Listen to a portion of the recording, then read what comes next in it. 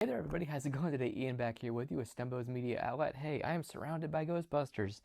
So that means I am reviewing the new movie Ghostbusters Afterlife for you guys today. I am a huge Ghostbusters fan. It's one of my favorite comedies. I grew up on this movie. Got some awesome stuff to show you. First, I don't know if you know behind me because I'm blocking it, but there's this cool Ghostbusters like art made poster I got at a convention. That's really cool. I got my Ecto 1 here. Very cool. The door even opens. Awesome. I got my Ghostbusters 1 and 2 Blu-ray set, also mastered in 4K. These are out in like official 4K release, or the first one is. But that's a cool box set. It's got lots of cool features in it. And I got this awesome book I wanted to show off before I talk about the movie, Ghostbusters: The Ultimate Visual History. There's a few of these kind of books. There's one they just put out on Jurassic Park, and there's one I also have on Back to the Future. This is a great book. It's got cool, like lots of cool pull-out stuff. That's just a card that came in the book, but this is like Ghostbusters 2 with Vigo.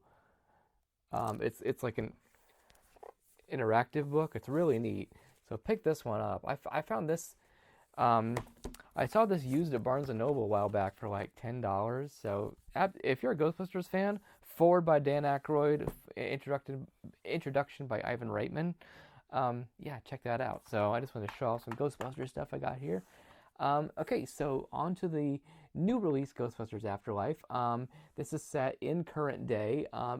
It surrounds a mother and her two children, played by McKenna Grace, who plays Phoebe, and her brother, played by Finn Wolfhard from Stranger Things.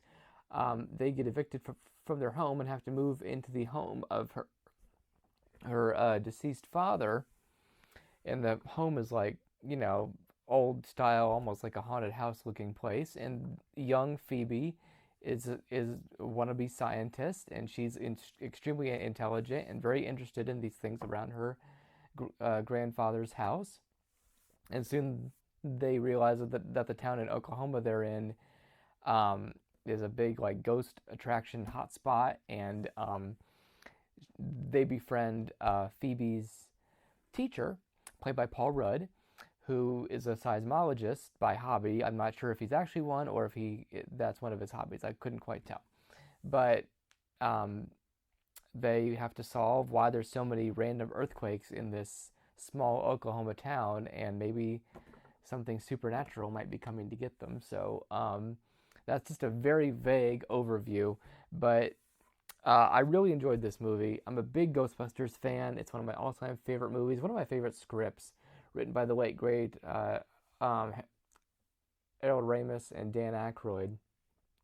This was Dan Aykroyd's baby from the beginning.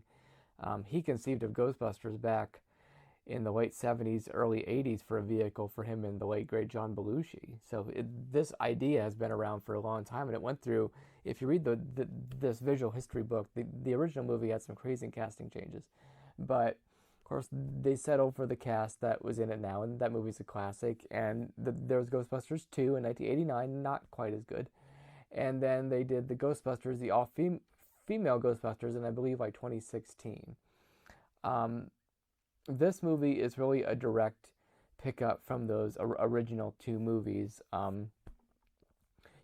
You just have a really neat story of this young girl and her brother discovering all this old Ghostbusters equipment.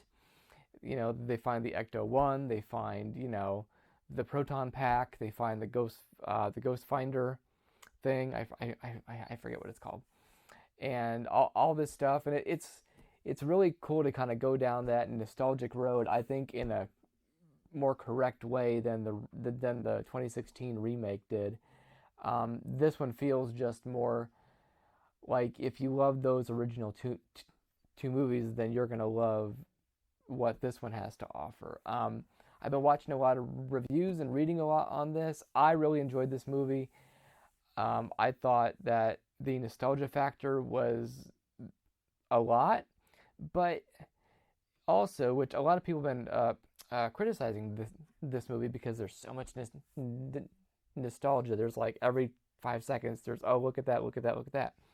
I don't think that Ghostbusters earns that as much as like say Star Wars, because Star Wars has been everywhere since it came out. Ghostbusters has had a couple movies, a remake, an animated TV show, very briefly, and um, that's really it. I mean, Ghostbusters has always been a successful franchise, but it hasn't, on the big screen, it hasn't really gotten its like, I don't think you've gotten pushed to like the nth degree that you're like, okay, I get it, what you're trying to do. Like when I watched Star Wars: The Rise of Skywalker, it was like, okay, it seemed like they took every fan's request and stuck it in the movie to the point where I think it affected the movie. This movie has a good story with this young girl and her brother and mother. It borrows a lot from the first film. It kind of borrows almost the exact plot from the original, but I didn't mind that because it feels right for these characters. And we get appearances from some of the uh, still living cast members, and the end gets very emotional. We get a lot of emotional high points in this film that I think are beautifully done. The movie is directed by Jason Reitman, who would seem the right person to direct this because his father Ivan Reitman directed the first movie and the second one. And but Jason Reitman, he's an Oscar nominated director. He directed Juno and Up in the Air with George Clooney. Jason Reitman's a really capable director, and I love that he's kind of taken over this mantle from his father. I think it's really cool, and he does a great job. I think that the movie has some spooky elements, which it should. It's a Ghostbusters movie. It's got some funny stuff, great special effects as always, and I like the nostalgic stuff with this. Ghostbusters, as I said, is one of my favorite movies, and I don't think I'm so much a fan. I think being a big fan as I am, it would have bothered me if they wouldn't have went like crazy over the top. Like, okay, you're just throwing that in because oh, it'll make fans go, oh, look at that.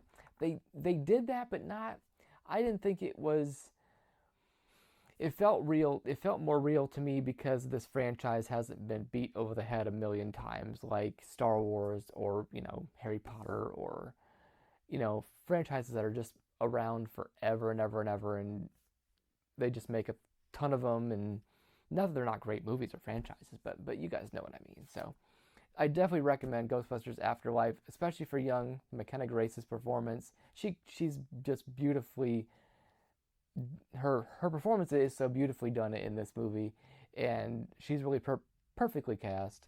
And I just think you guys should check this out. If you're a fan of Ghostbusters, go out and see this movie. What are you waiting for? There was a decent sized crowd when I went. I saw the crowd for the earlier showtime. It was quite big. I think that this movie is going to make some money, and I really hope it does because I don't know.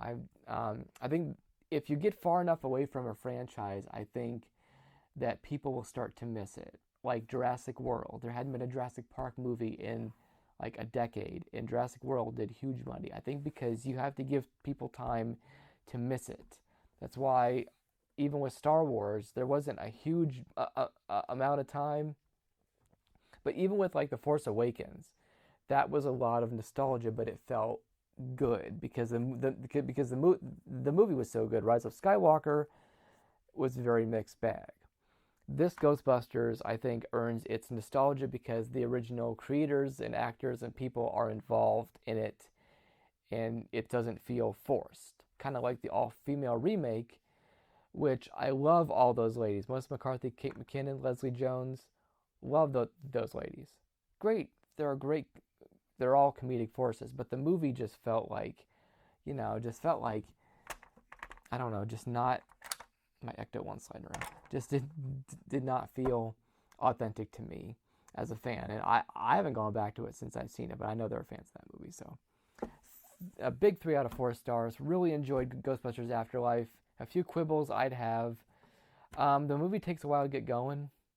Sometimes you don't know where things are going to go, or it gets to be a little muddied at times, but overall, really enjoyed this movie. The end, you may shed a tear at the end. It's very sweet. It's a sweetheart of an ending.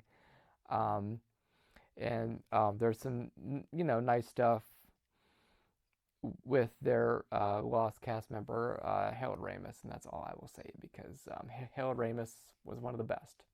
Great director, great actor, great writer.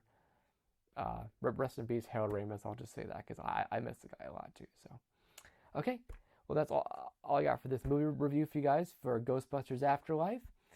So, like, comment, and subscribe to my page, Stumbo's Media Outlet. My cat is visiting again. And, put you down, bud. Put you down. And leave me a comment. I'd love to hear from you guys. What do you guys think of this movie? I really enjoyed it. As a big Ghostbusters fan, like and subscribe to my page, as I just said, and ring the bell for notifications so you guys know when I post new videos. There's the last thing you gotta say. So, okay, that's all I got for this review. Thank you guys so much for watching, and I will see you guys next time.